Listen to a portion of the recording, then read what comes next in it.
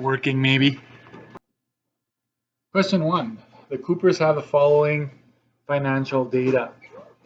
Condominium valued at 245, mortgage, bank account, so forth. So we list them there. The first thing that we're asked is determine the Cooper's net worth. Net worth is found by going total assets, right? Minus total liabilities. So you have to determine which one is an asset, what's a liability. Okay, so for condominium, the condominium is actually valued at 245. That's an asset, right? So you can put an A there. The mortgage is like a loan. That's what you owe. That's a liability. You have a bank account valued at 25,000. What do you think that is? That's an asset. Student loans with a balance, not good, right? Liability. Hey, loans are liabilities, LL, right? Car valued, that's the car itself, that's an asset. Pension plan valued at 50,000, also an asset. Line of credit with a balance of 16,500. Line of credit are basically like credit cards or loans. That is a liability. Credit cards with total balances of 12,000. That is also a liability. Okay. So to determine the net worth, we'll just add up all of our assets here. So I'm going to go 245 plus 25 plus 10,000 plus 50,000. That's it, right? I'm going to figure that out, and I'm going to go minus, and I'll do that underneath here. I will also add up all the liabilities, put them in one bag, right? So 220,000, 45,000, 16,500, and 12,000. 1, 2, 3, 4, 5, 6, 7, 8, and there's 8 things that are mentioned, so we're good. Let's see, 60 and 245, that's 305, plus 225, that's 330, minus 265, right? 265, and this is 277, 77,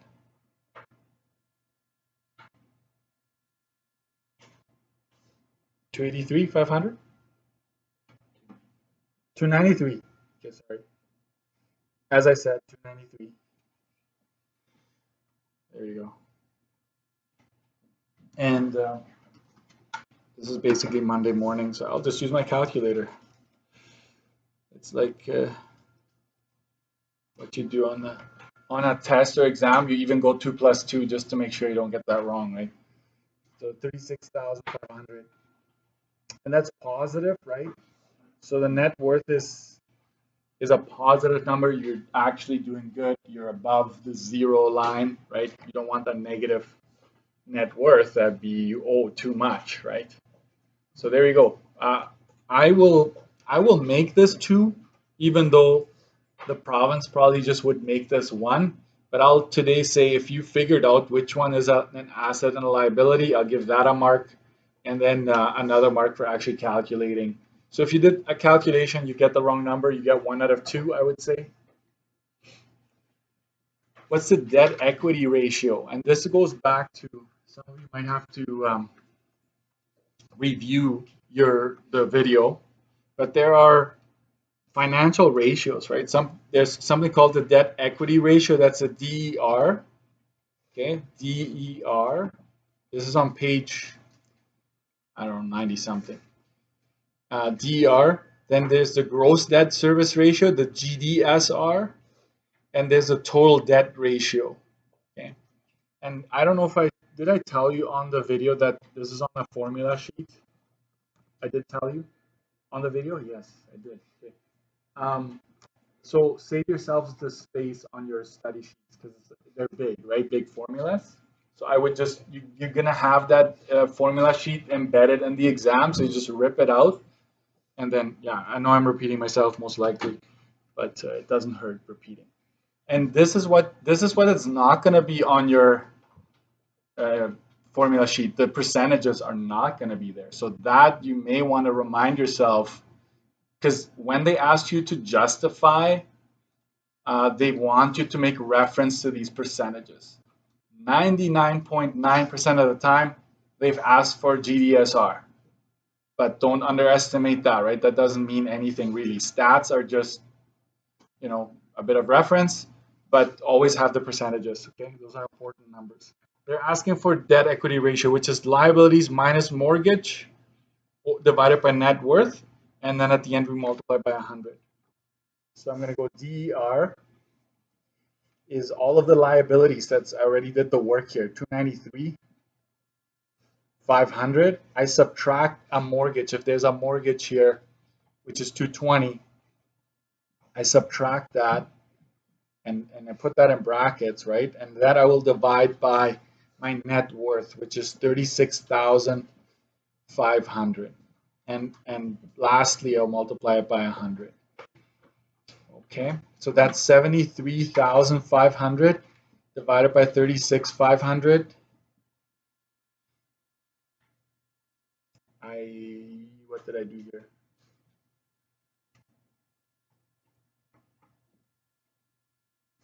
This is the one that didn't make sense.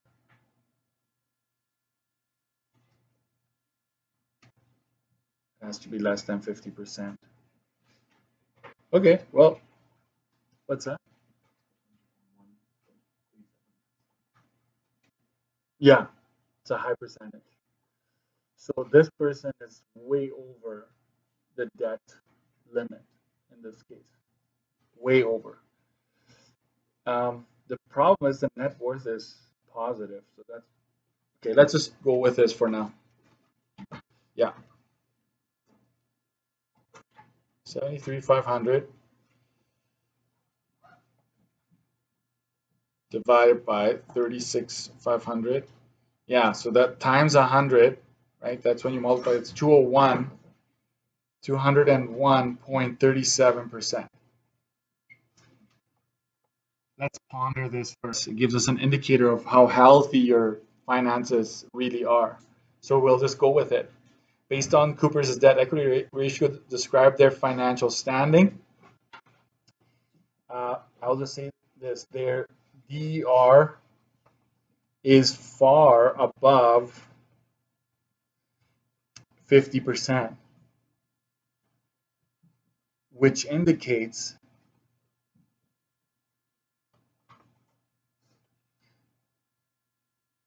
that they're that they owe, right? That their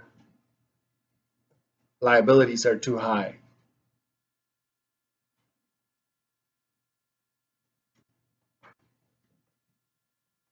But I made reference to the 50%. That is important. Okay? For you to get the mark on this one, I would want the 50% there. And to calculate the debt equity ratio, to be honest, that would just be a one marker as well to actually calculate that. So this page is out of 4 for that reason. And if you think about it, yes, they've got a condo, but they have a mortgage, right? Yes, they have a bank account, but they also have a student loan of 45,000, and so they owe a lot of money. Okay, so go back to the second page here. Question number 2. Hansons have a gross income of 75,000 annually. We're gonna have to divide this by 12. I don't know if you watch the lesson, you know what I'm talking about, right? So annually means a year. We divide it by 12 to get to monthly. Based on a budget of $300 per month for property taxes and $100 per month for heating, what is the monthly amount of mortgage or rent? Yeah, I actually saw this after I printed it. That they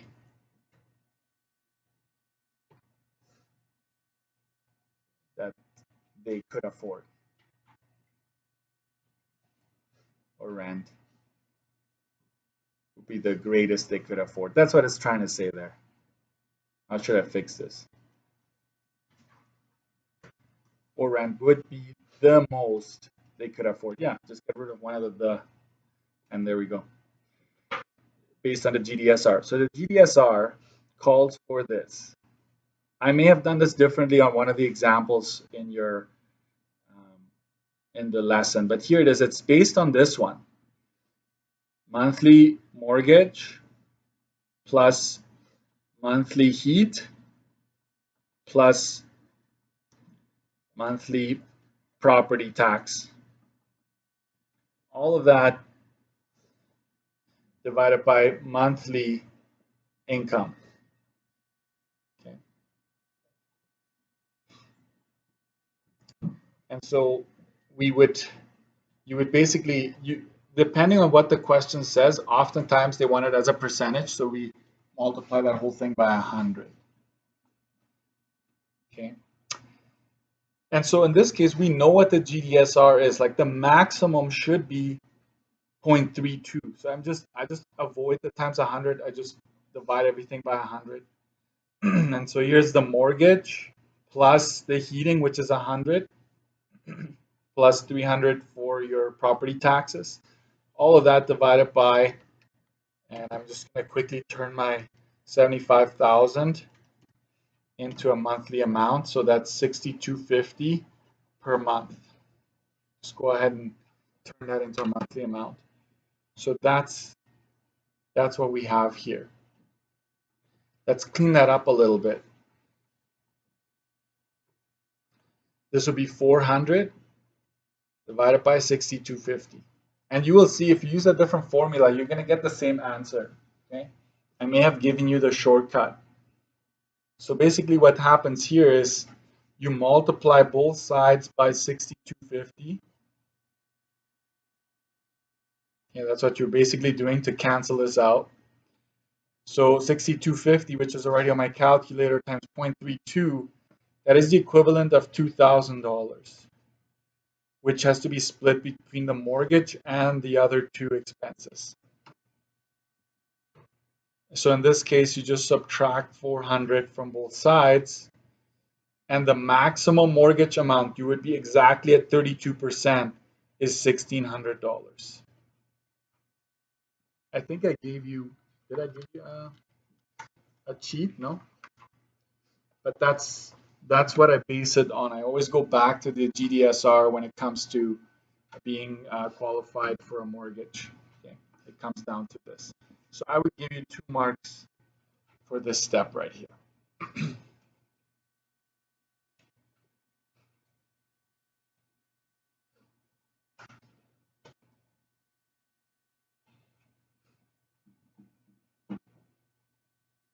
Smile, guys. It's okay. All right.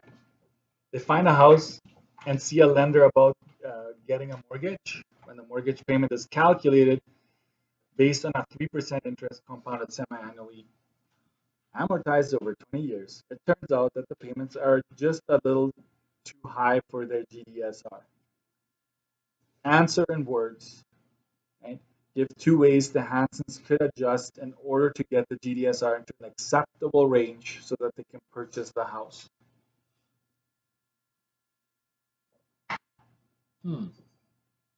Why did I give you all that information if I really just want this? Probably to plug this into the TVM solver. Did you do TVM solver on that one? Okay. You may have been tempted to, right? There it is. So did I talk about this on the video? How to lower the GDSR? Anyone? I didn't? Okay, this is a freebie. You need to know this. You need to increase your income. I think you would all have to agree. It's like, hey, if you make more money, you can afford a more expensive house, correct? So increase your income. And how can you do that? You can't just go ahead and say, hey, I just got a second job. Like, it doesn't work like that. They would have to see 6 months worth of pay stubs in your account. Okay, so, but you can get a second job. A second job That's for sure something you can do. But this is probably a more common one. Get a cosigner.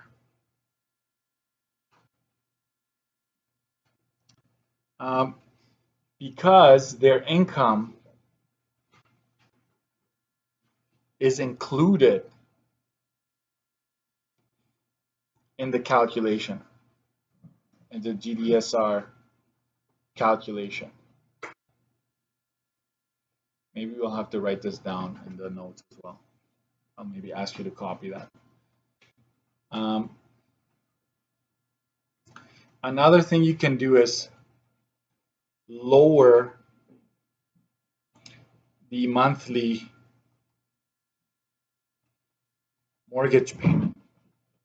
How would you do that? There's many ways, several ways you can do that, but I'm just going to go this way, is put down a larger down payment or increase the down payment. Okay. Another way you can do that is increase the amortization